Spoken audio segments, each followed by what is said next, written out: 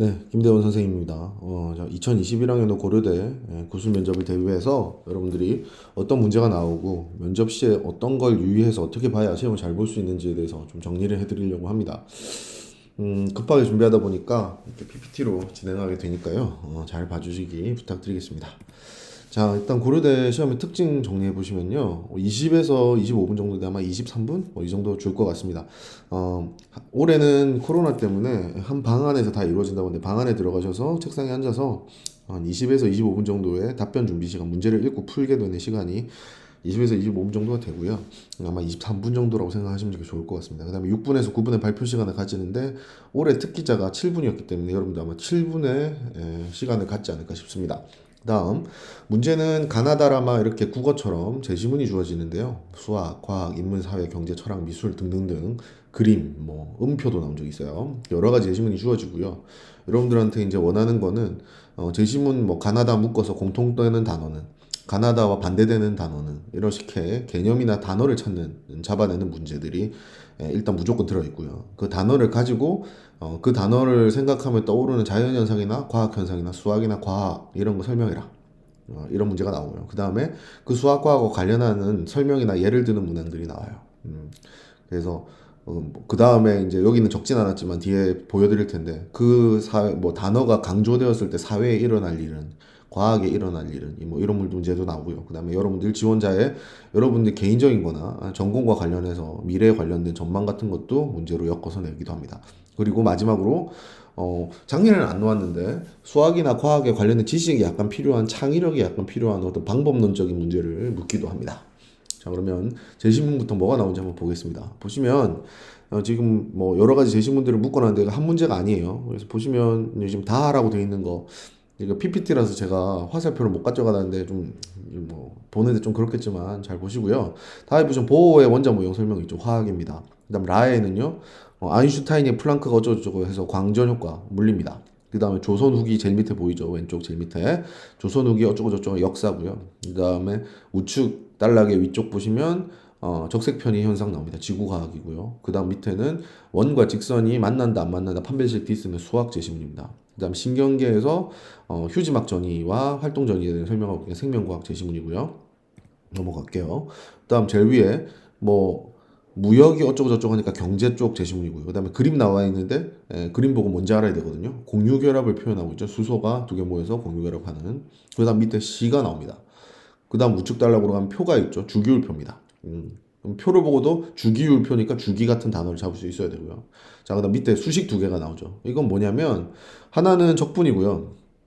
하나는 방정식인데 이 적분은 위아래가 뭐가 다르냐면 하나는 부정적분이고 하나는 정적분이어서 구간이 있다 없다로 제한이라는 단어를 잡아야 되고요. 위에는 방정식인데 그걸 풀어보면요. 위에 거는 방정식 풀어보면 근을 한 개 가지는데 밑에 거는 근을 무수히 많이 가져요. 그래서 제한이 있다, 제한이 없다. 무한하다, 무한하지 않다. 이런 류의 단어를 이 바와 다 갖고 다 잡아야 되는 그런 문제였습니다. 자, 그 다음, 보시면 알겠지만 실험 도구가 나온 적도 있습니다. 분별 중류니까 분별, 분류, 이런 거 잡으셔야 되는 단어였고요. 그래서 실험 도구라든지 여러분들이 장치, 물리, 에서 볼 수 있는 장치, 이런 것들이 주어질 수 있습니다. 그럼 뭔지 알아야 됩니다. 악보. 이 악보는 제일 끝에 도돌이표가 되돌아온다, 회기, 이런 걸로 주어진 적이 한번 있었기 때문에 나와 있고요. 회화. 그래서 전묘법이 어떻게 돼서 분석 이런 거에서 주어진 적이 있었거든요. 그다음에 황금비 이런 거 나오면서 레오나르도 다빈치 동전 이런 것도 나온 적이 있어요. 그래서 중요한 건 여러분들이 이게 어려운 게 나왔다가 아니라 여러분들은 단어 하나 선정하시면 되는 거고요. 그 단어를 가지고 이제 선정하시는데 사용하는 거기 때문에 자세히 몰라도 됩니다. 그래서 이거 가지고 무슨 문제가 나오는지 한번 보면 자, 가를 다를 읽고 공통으로 떠오르는 단어를 말해봐라. 이유를 설명해라. 그러니까 여러분들이 가는 뭐요, 나는 뭐요, 다는 뭐요가 아니라 가는 왜 그 단어와 연결되는지 그 논리를 설명하는데 그거 설명할 때 여러분 논리성을 봐요. 그러니까 그걸 잘 하셔야 되고요. 라마의 제시한 단어를 이용해서 설명해서 여러분들 단어를 잡은 다음에 그 단어 갖고 다른 제시문도 이 단어의 내용이 들어있다는 걸 설명하거나 반대되는 개념을 떠올려서 그 반대되는 개념이 들어있다는 걸 설명하거나 같다 다르다 이 정도 나오거든요. 그 다음에 차이점을 대비해 설명하시고 아까 이거죠. 가나다 묶어서 단어 하나, 라마 묶어서 단어 하나, 아마두고 두 단어는 반대거나 같은 단어거나 이런 식일 거예요. 자, 밑에 보시면 추론이란 단어로 설명하죠. 얘는 요즘에 나왔던 여러분 단어를 하도 못 잡으니까 이제 단어를 주고 이제 그 단어가 어디에 들어있는지, 어떤 내용에 들어있는지 그 논리만 설명하는 문제도 출제되기도 했어요. 자, 그 다음에 라마에서 공통으로 떠오르는 단어를 말하고 이것을 이 문제 1의 내용과 문제 1은 다른 단어였겠죠. 둘이 대비되는 거에 대해서 설명을 하라는 뭐 이런 문제가 나올 수 있습니다. 자, 그러면 이런 문제 풀 때 이게 사실은 모든 문제에 한두 문제 들어있거든요. 뭘 중요시해야 되냐면 제 생각은 이래요. 일단 제시문이 다양하고요. 공통 단어를 선정해야 되는데 여러분 특정 개념으로 잡아도 여러분들 옛날에는 무조건 단어로 하라고 그랬는데 여러분들이 단어를 너무 모르는 거야. 어휘 능력이 너무 떨어지니까 개념으로 바뀌었어. 그러니까 여러분들이 혹시 단어로 하라고 해도요. 한 단어로 생각이 안 나고 뭐 여러분들 제대로 모르는데 어디서 들어본 듯한 단어 했다가 틀리지 마시고요. 단어 뜻이 정확하게 기억이 안 나면 단어로 하지 마시고 구로 아니면 문장으로 그냥 설명으로 하세요.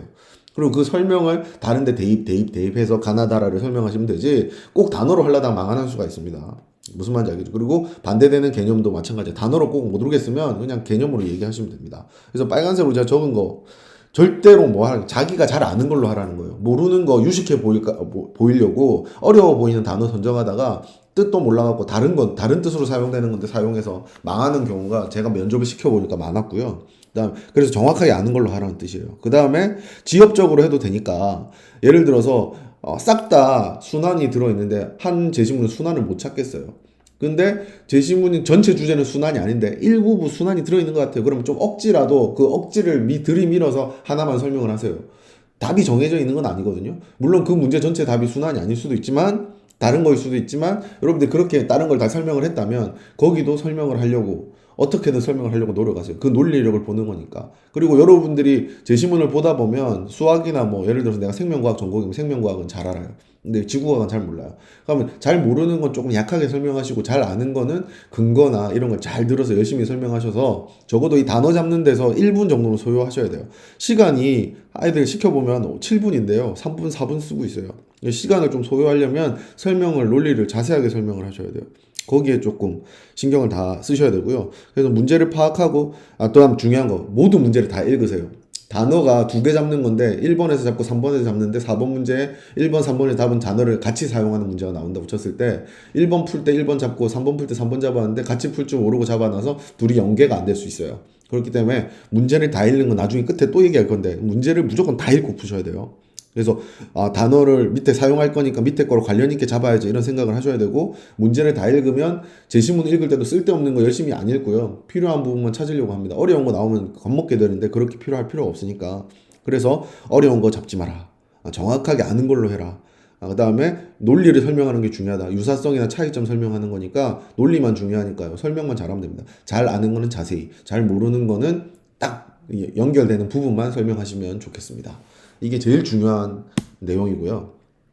자, 그 다음 두 번째로 많이 나오는 문제가 개념과 연계되는 사회현상이나 자연현상을 선정해서 이유를 설명하라는 거거든요. 좀 문제 제가 제시한 거 보시면 문제 1에 제시한 단어 잡은 걸로 설명할 수 있는 자연현상의 예를 들고 설명하셔요. 왜 그걸 선정했는지. 그 다음에 그 다음 밑에 보면 사회현상의 예를 들고 이유를 설명하여라. 오늘날 사회에서 찾아봐라. 과학현상에서 찾아라. 수학 분야의 예시를 들어라. 이런 식으로 예를 들라는 게 나오는데 여러분들이 뭐 분석을 잡아서 분석이 사회에 쓰이는 거 뭐 이런 걸 찾아야 된단 말이에요. 근데 제가 이제 얘기하는 거는 과학은 이것도 마찬가지예요. 현상은 무조건 사회든 과학이든 잘 아는 걸로 하세요. 모르는 거 해가지고 여러분들 또 유식해 보려고 윤리나 뭐 이런 것도 안 했으면서 뭐 어디서 들어본 듯한 거 하다가 망하는 수가 있습니다. 절대 모르는 거 하지 마시고요. 유치하고 간단한 거 하시더라도 논리가 정확한 게 훨씬 더 중요합니다. 자연과학은요 무조건 자기가 선택하는 과목에 아마 있을 거니까 그 중에서 찾으려고 머리를 굴리세요. 안 들어본 거 뭐 물리 안 하는 애가 물리에서 골랐다가 말도 안 되는 소리 하고 뭐 이럽니다. 꼭 아는 단어로 하시고요. 어설프게 아는 거 절대 고르지 마시고 정확하게 아는 거. 선생님 이건 너무 유치한 거 아니에요? 너무 쉬운 거 아니에요? 고등학교 때 배운 게 아니라 중학교 때 배운 건데 상관없습니다. 무조건 정확하게 아는 걸로 하십니다. 쉬워 보여도 틀리는 것보다 나아요. 논리만 정확하면 예로 충분하면 됩니다. 그리고 열심히 왜 그 개념이 여기 대입되는지를 논리적으로 설명을 하시면 좋은 설명이 됩니다. 그래서 여기까지는 무조건 출제되는 문제고요. 그 다음 문제로는 아까 그 사회현상이나 자연현상이 조금 확장되는 문제들인데 어떤 그 단어가 사회에 강조되었을 때 과학 분야에 강조되었을 때 미치는 긍정적인 영향, 부정적인 영향 경시되었을 때 일어날 수 있는 일, 부정적인 일, 긍정적인 일 뭐 이런 걸 설명을 하는 문제거든요. 그럼 뭐 이게 문제 좀 많죠. 문제 1에 어이구 문제 1에 답한 내용과 유사한 사회 현상의 예를 들고 긍정적인 면과 부정적인 면을 얘기해라. 그다음에 그 밑에 보시면 자연현상에서 추구할 때 필요한 사회적 차원의 노력과 개인의 차원의 노력을 얘기해라. 그다음에 산업화 경쟁의 심화로 인해 사회적 갈등 상황이 발생하고 있다. 이러한 위기에 우리는 어떤 삶의 태도를 가져야 되느냐. 뭐 이런 거 나오죠. 그다음에 자연과학 문제가 생길 수 일어날 때 일에 대해서 얘기해라. 장단점을 얘기해라. 우측으로 넘어가시면 사회에 추구할 때 장단점, 뭐 추구할 때, 그다음에 차원의 개인적 노력에서 얘기해라. 뭐 이런 식으로 여러 가지가 나옵니다. 제가 이 PPT는 올려놓을 테니까요. 그리고 그 제가 제 사이트에 2020부터 2019까지 해설해놨는데 거기에 첨부되어 있는 파일에 모든 문항을 다 정리해놨거든요. 그래서 진짜 문제도 보셔도 되고요. 그래서 여러분 최소 제가 여유가 되면 3년치 하려고 그랬는데 2년치밖에 못했는데 좀 잘 2년치라도 조금 해설이라도 보고 가세요. 제가 뭐 완벽한 답을 준 건 아니지만 이런 식으로 해라는 다 말해 놓았거든요. 그래서 그 정도 보고 가시면 좋겠는데 그럼 요거는 어떻게 할 거냐? 과학 부분은 여러분이 그나마 수학 과학 부분 아는 게 조금 있어요. 그래서 대신에 자기가 선택해서 잘 알고 있는 걸로 하고요. 자연계 한정에서 대부분 여러분들은 아는 게 별로 없으니까 사회 문제에 대해서는요. 다 모르니까요. 친구도 잘 모를 거니까 여러분은 간단하게 정확하게 아는 내용만 갖고 한다고 생각을 하시고 대부분 사회 문제 이러니까 국가적이고 세계적이고 아주 큰 이야기를 해야 될 것으로 생각하는데 물론 알면 그렇게 해도 되는데 모르겠으면 그냥 내 주변에 학교에서 일어나는 일, 학교에서 문제점이라든지 친구 사이의 문제점이라도 간단한 소소한 주제라도 얘기하셔도 괜찮아요. 그 정도만 해도 안 하는 것보다 낫고 이상한 소리 하는 것보다 나아요. 그 다음에 단어가 사회에 강조되었을 때 일어날 문제점, 뭐 예를 들면은 뭐라고 할까, 폐쇄성 뭐 이런 것도 있고요. 경계 뭐 이런 게 있었거든요. 그럼 경계가 강화되면 어떻게 되겠어요? 뭐 폐쇄적인 사회가 되겠죠. 뭐 그런 거에 대해서 문제점이라든지 뭐 이런 거 하는데 제가 그냥 예를 든 건데 강화되거나 뭐 그 단어가 강조되었을 때 어떻게 되느냐 알면 여러분 사회 문제도 아까 소소한 주제로 하면 됩니다. 친구 사이에서 경계를 지면 어떻게 될까 이런 식으로 해서 설명을 하셔도 좋고요. 그리고 해결책 묻는데 해결책에 대해서는 여러분 어차피 해결책은 유치하거든요. 그래서 근데 내가 여기서 해줄 수 있는 말은 이게 되게 중요한 말이에요. 한 가지 해줄 수 있는 말은 뭐냐면 해결책을 한 개만 얘기하지 마시고요. 여러 개 얘기하는데 개인의 노력, 사회의 노력, 교육에서 학교나 어떤 교육을 강화해야 되는지 그리고 법과 제도나 나라의 노력 이렇게 네 가지 정도 얘기하시면 그래도 유치하진 않아요. 상투적으로 얘기도 괜찮으니까 남들 다 할 얘기라도 이렇게 네 가지 얘기하면 적어도 체계적으로 사고하는 것처럼 보이니까 이렇게 네 개라도 이야기해 주세요. 무슨 말인지 알겠죠? 뭐 예를 들어 민족주의라고 하기보다는 뭐 자문화 중심주의 이런 게 잡힌 적이 있어요. 핵 뭐 이런 거 해가지고 중심이 뭐 경계 지어가지고 안쪽으로 모이는 거 융합 이런 게 잡힌 적이 있었거든요. 융합이 강조되면 어떻게 되겠어요? 예로서 저 사회의 예로서 뭐 자문화 중심주의랑 민족주의 들고요. 강조되면 어떻게 돼요? 뭐 외부랑 갈등이 생기고 막 이러잖아요. 그래서 해결책으로는 어떻게 해야 돼요? 뭐 개인은 우리 집단에 대해서는 이익만 생각하지 말고 외부의 이익이나 전체 이익을 생각할 수 있는 뭐 생각을 가져야 된다. 사회에서는 뭐 공통제 뭐 서로 교류가 있을 수 있게 뭐 노력해야 된다든지 법과 제도에서는 뭐 보호해주고 뭐 이런 게 있어야 된다든지 뭐 나라에서 교육에서 뭘 가르쳐야 되는지 이런 거 해가지고 이야기하면 조금 그래도 괜찮아 보여요. 그래서 이런 문제들 꼭 나오니까 풀어보시고요. 그 다음에 요거는 조금 준비할 수 있는 문제들인데 여러분들 전공 분야나 지원자 개인에 대한 질문이 조금 들어가 있는 건데 특히 4차 산업이나 미래 산업에 관련된 부분이랑 연계해서 조금 많이 출제가 되었어요. 그래서 요거는 오늘 저녁에 준비를 해두세요. 그러면 혹시 나오면 대답 잘할 수가 있거든요. 예를 들어서 여기 문제 몇 개 나와 있는데 가와 마에서 뭐 단어를 잡았겠죠. 지원자의 전공 분야에 바람직한 연구자의 소양에 대해서 이야기해봐라. 이런 거 나오고요. 그 다음에 산업화와 경쟁이 심해져서 사회 갈등이 발생하고 있다. 우리는 어떠한 태도를 가져야 되느냐. 유추한 단에서 이거는 조금 지금 전공 분야랑 관련인데 앞으로 하는 게 낫겠다. 그다음 밑에 보시면 지원 분야의 연구자의 바람직한 자세는 뭐냐. 그 다음에 본인의 전공과 관련된 20년 후의 상황을 예측해라. 그 다음 우측 단락 보시면 지원자의 전공 분야에 지원자가 갖춰야 될 요건은 무엇이고 역량은 무엇이냐. 그 다음에 지원자 전공 분야에서 인공지능을 사용한 서비스를 사용할 수 있는 상황이라면 어떻게 해야 되느냐 뭐 이런 거 나오고 그 다음에 20년 상황 예측해라. 그 다음에 지원자의 전공 분야에 적용되는 어떤 단어 잡은 게 지원자의 전공 분야에 어떻게 적용되냐 이런 게 나오니까 여러분들 뭐 준비해 주면 좋겠어요? 전공 분야에 대한 기초 소양은 있어야 되는데 아마 여러분 자소서 쓴 거에 대해서 준비를 하시면 될 것 같고요.